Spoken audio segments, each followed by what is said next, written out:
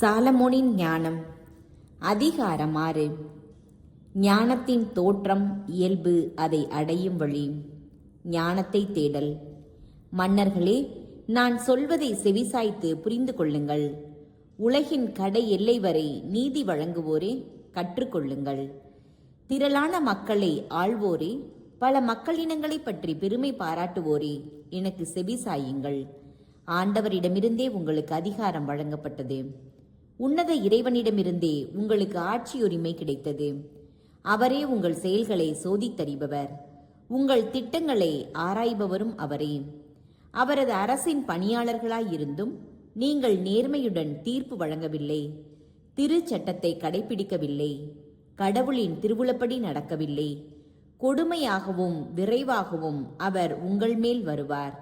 உயர் நிலையில் உள்ளவர்களுக்கு கடும் தீர்ப்பு வழங்குவார். எளியோருக்கு இரக்கம் காட்டி அவர்களை பொறுத்தருள்வார். வலியோரை வன்மையாக தண்டிப்பார். அனைத்திற்கும் ஆண்டவர் யாருக்கும் அஞ்சி நடுங்க மாட்டார். உயர்ந்தோர்க்கென்று தனி மதிப்பு அளிக்க மாட்டார். ஏனெனில் பெரியோரையும் சிறியோரையும் படைத்தவர் அவரே. எல்லாரும் ஒன்றென எண்ணி காப்பவரும் அவரே. அவர் வலியோரிடம் கண்டிப்பான கணக்கு கேட்பார். எனவே மன்னர்களே, நீங்கள் ஞானத்தை கற்றுக்கொள்ளவும் நெறி பிறழாது நடக்கவும் உங்களுக்கு நான் கூறுகிறேன். தூய்மையானவற்றை தூய்மையாய் கடைபிடிப்போர் தூயோர் ஆவர். தூய்மையானவற்றை கற்றுக்கொண்டோர் தங்கள் செயல்களை முறைப்படுத்த வழி காண்பர். எனவே என் சொற்கள் மீது நாட்டம் கொள்ளுங்கள், ஏக்கம் கொள்ளுங்கள். நீங்கள் அவற்றால் நற்பயிற்சி பெறுவீர்கள். ஞானம் ஒளிமிக்கது, மங்காதது. அதன்பால் அன்பு கூர்வோர் அதை எளிதில் கண்டு கொள்வர். அதை தேடுவோர் கண்டடைவர். தன்னை நாடுவோருக்கு அது தன்னையே விரைந்து வெளிப்படுத்தும். வைகரையில் அதை தேடுவோர் தளர்ச்சி அடைய மாட்டார்கள்.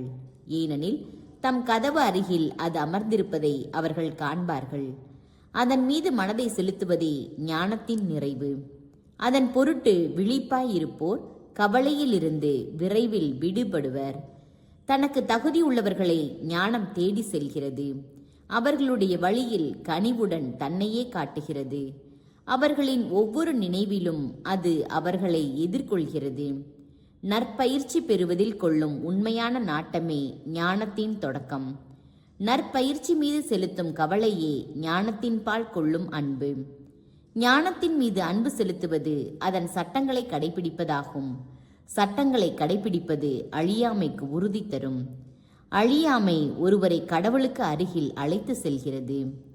ஞானத்தின் மீதுள்ள ஆர்வம் ஒருவரை அரசுரிமைக்கு வழி நடத்துகிறது. நாடுகளை ஆளும் மன்னர்களே, உங்களுடைய அரியணையிலும் செங்கோலிலும் நீங்கள் மகிழ்ச்சி அடைய விரும்பினால் எப்பொழுதும் ஞானத்தை மதியுங்கள். அப்பொழுது என்றென்றும் ஆட்சி புரிவீர்கள். ஞானத்தை பற்றிய விளக்கம். ஞானம் என்றால் என்ன? அது எவ்வாறு உண்டானது என உங்களுக்கு விரித்துரைப்பேன்.